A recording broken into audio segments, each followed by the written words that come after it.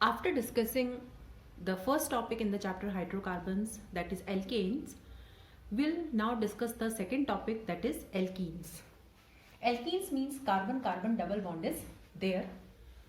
Alkenes have the general formula CnH2n. Okay. Alkenes are also known as olefins. Olefins means oily products forming. The first alkene has 2 carbon atoms. Okay. So the first alkene is, suppose if I put n is equal to 2, the first alkene is C2H4. If I put n is equal to 3, the next alkene is C3H6, like this.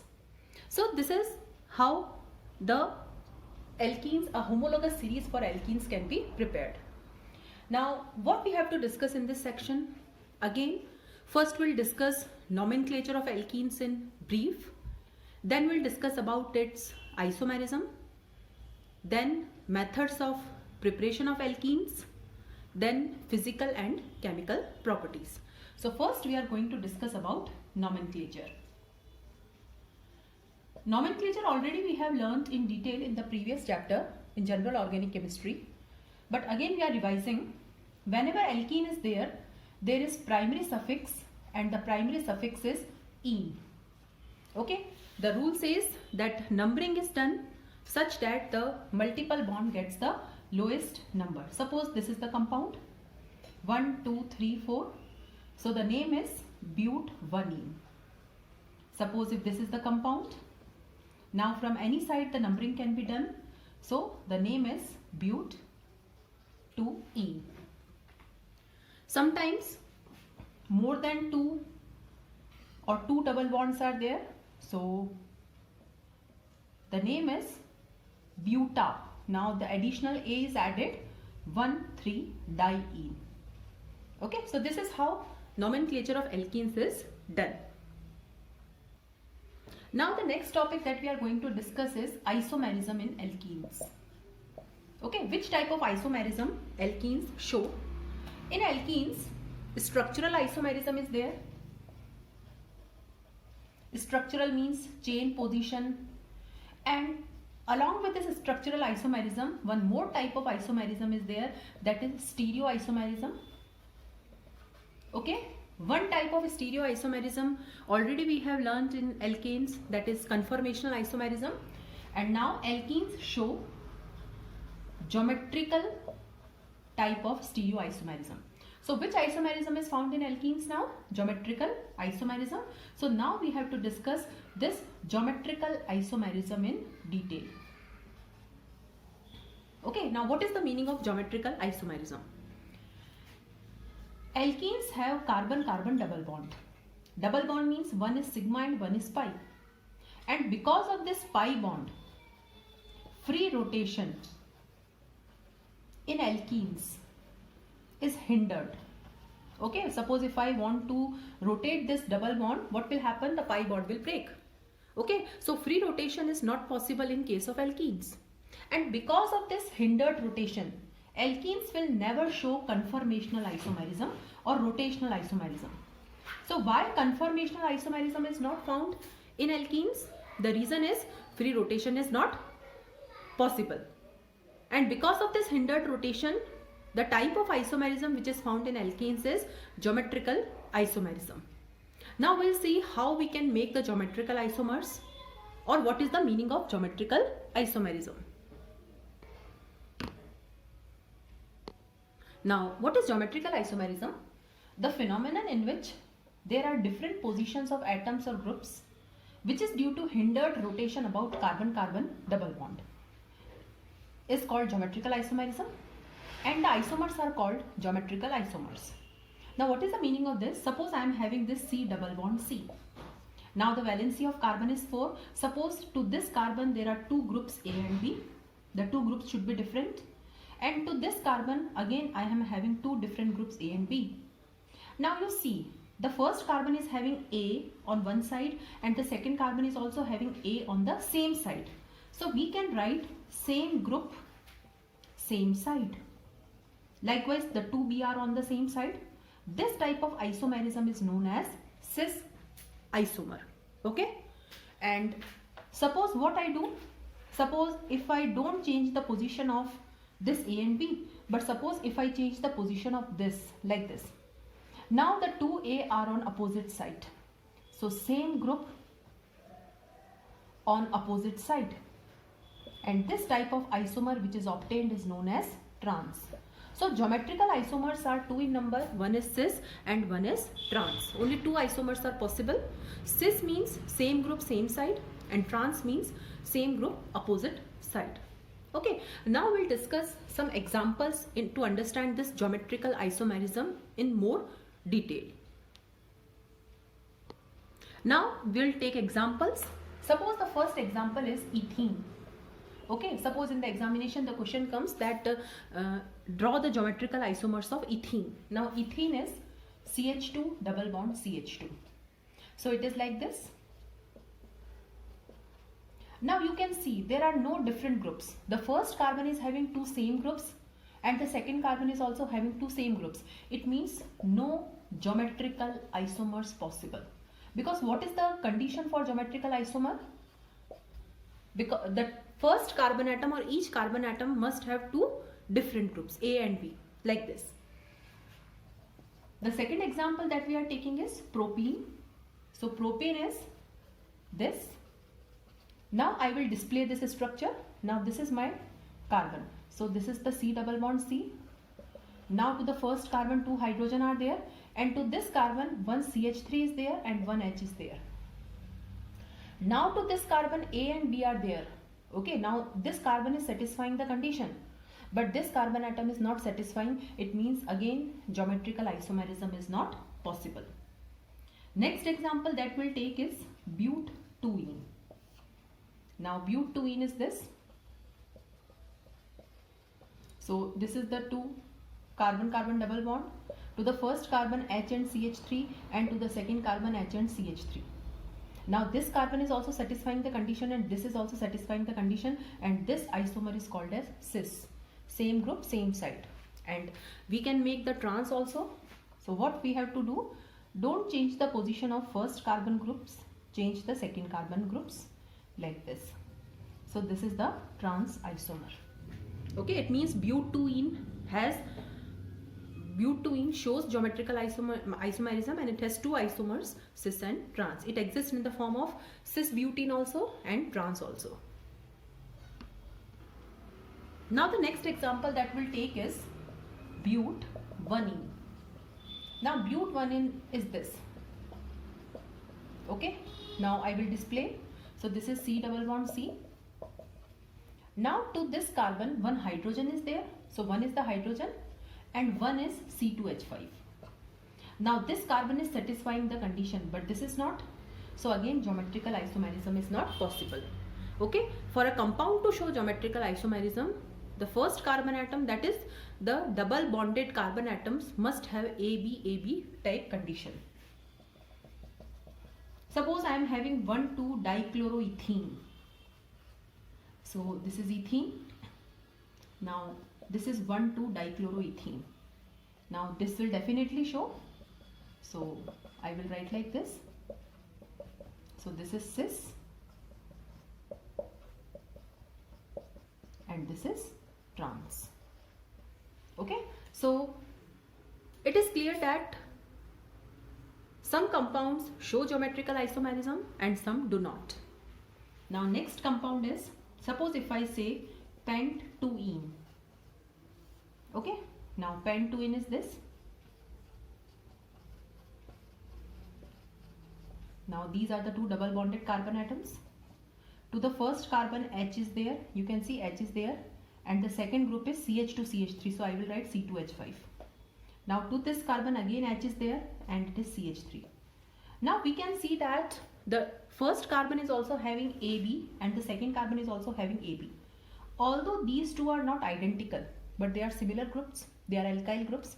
So we can consider this as cis, and likewise we can make the trans for this. Okay, so this will be the trans.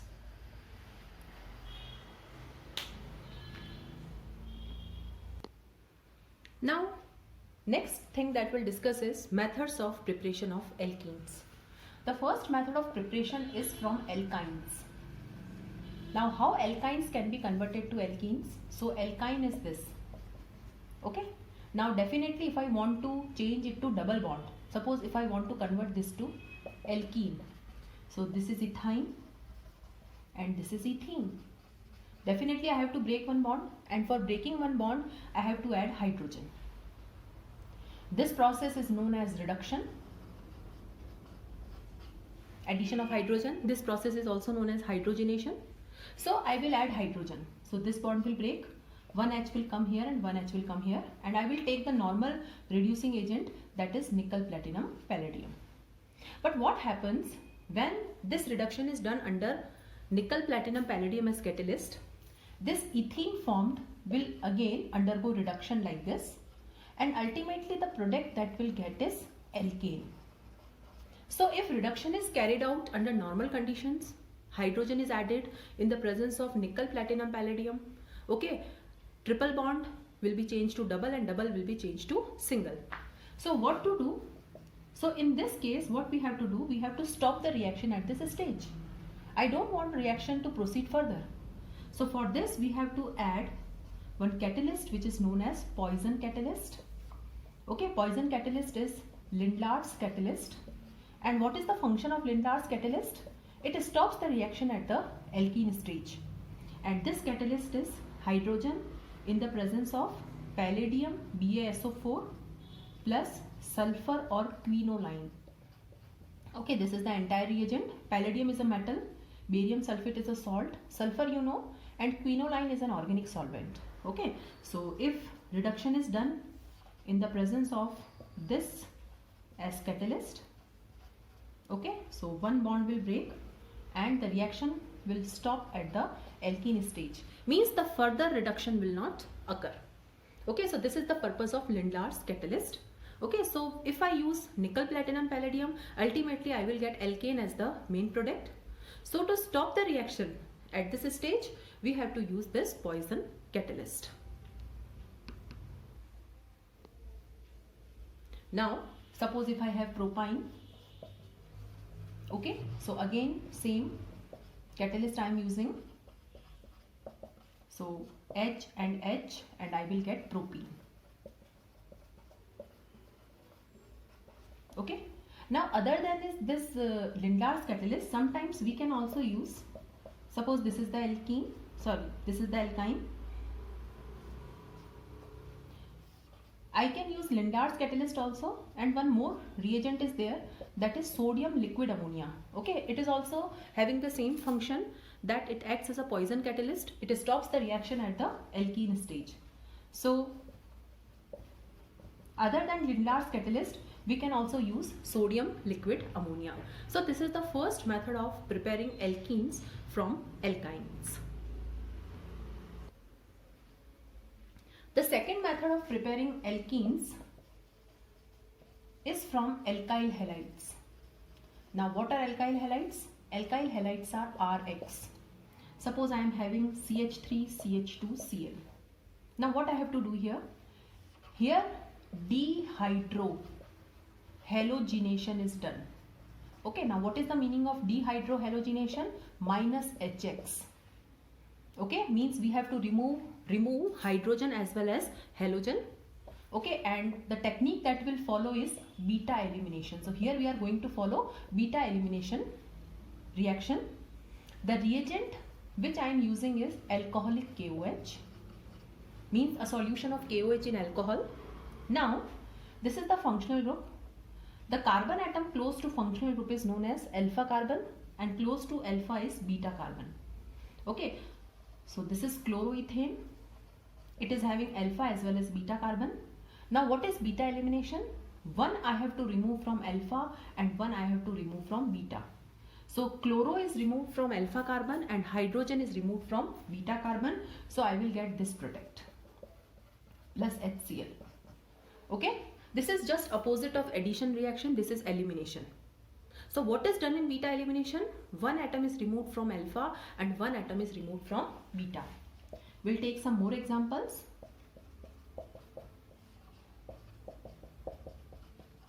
So this is alpha and this is beta. Okay, now from alpha halogen is removed and from beta hydrogen is removed. So I will get propene. Okay, so we have to follow this beta elimination reaction. Suppose I am having this compound. This is 2-chloropropane. Now this is alpha and here it is beta and here it is beta. Now it is having 2 beta carbon atoms, because what is beta carbon? Which is close to alpha. Now close to alpha 2 carbon atoms are there, so both are beta. Now you can see that the 2 beta carbons are same. Same means the 2 beta carbons have same number of hydrogen atoms. So any beta carbon we can select. So suppose if I remove from here, so I will get propene. Okay, and suppose if you remove from here, your double bond will come here. Okay, so if the 2 beta carbon atoms are same means having same number of hydrogen atoms, you can select any beta carbon. But suppose if I have this compound, that is 2-chlorobutane. Now this is alpha, this is beta and this is beta dash. The 2 beta carbons have different hydrogen atoms. Okay, and suppose if I add alcoholic KOH. Now there are 2 possibilities. Suppose if I select beta carbon. Okay, so here it will be like this. This is beta. So double bond will be here. And the product which we are getting is but 1ene. And suppose if I select beta dash carbon. Okay, so suppose if I am selecting beta dash carbon. So this is beta dash like this, and the product which I will be getting is but 2ene. So I am getting 2 different products because the 2 beta carbons are different. The 2 beta carbons have different number of hydrogen atoms. And in chemistry, whenever the reaction has 2 different products, one product is always minor and the second product is always major.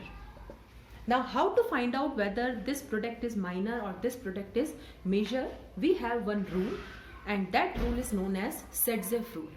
Now this Sedzeff rule will decide that which will be the major product. So the Sedzeff rule says that in case of elimination, select that beta carbon which has lesser number of hydrogen attached. Now it is having 3 hydrogen and it is having 2 hydrogen. So what is my major product now? So I will be selecting beta dash now. So if I am selecting beta dash, the major product will be but 2ene. Okay, one more example we'll take. Suppose this is the condition. Now this is alpha, this is beta, and now this is beta dash. So definitely I will select this carbon because it is having less hydrogen attached. So the elimination will proceed like this and my alkene will be this. So this is all about beta elimination reaction. Now we'll take some more examples of this beta elimination or Sedzeff rule. Suppose I am having this compound. Okay, this is chlorocyclohexane. Now this carbon is alpha, this is beta, and this is also beta. So I will add alcoholic KOH. Now you can see the 2 beta carbons are same. So I can select any one of them. So I will get this, that is cyclohexene. But suppose if I have this compound. Now this is alpha. If this is beta, this will be beta dash. So now you can see that this carbon atom is not having any branch, but this carbon atom is having a branch. And whenever the carbon atom has a branch, definitely the number of hydrogen atoms are less. So Cl will be removed from here and H will be removed from here. Okay, so my product will be this. Okay, so definitely I have to select that carbon which has lesser hydrogen. Now this CH3 is not considered because now this is gamma carbon. Okay, so we have to consider only beta carbon and we'll see that beta carbon which has less hydrogen attached. If the 2 beta carbons are same, that is having the same number of hydrogen atoms, then you can select any of the beta carbon.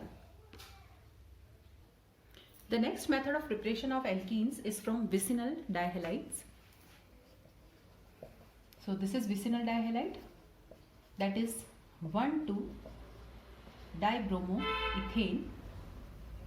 Now zinc is added. So this is removed now. This is also a type of elimination, and we'll get ethene as the product. So this is another method for preparing alkenes. The next method is from alcohols. Alcohols are ROH. Here dehydration is done.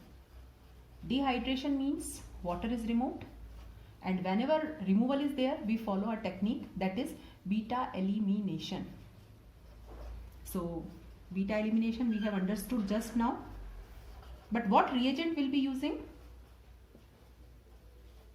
It is concentrated sulfuric acid. So here it is alpha, it is beta. So again one is removed from alpha and one is removed from beta.